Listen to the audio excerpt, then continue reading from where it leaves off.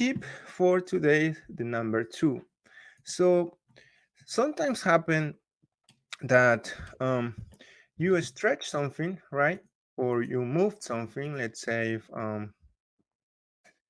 12 feet, or sorry, 12 inches or so, right? Using the regular stretch command.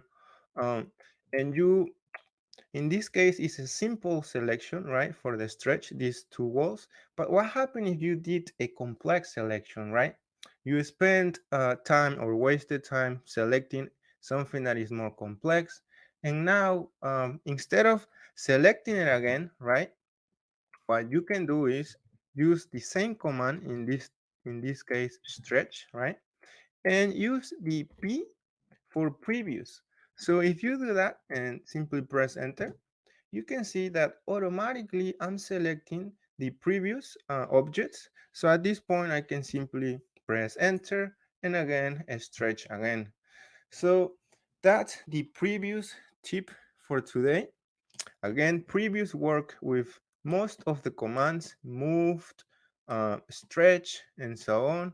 So for instance, if I'm selecting these subjects, I'm gonna move it up uh, 12 inches like so.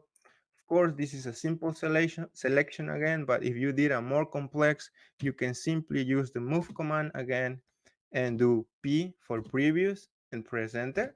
And that way you will have your previous selection like so. So very powerful. I use it every time, the previous option to use with any command. All right.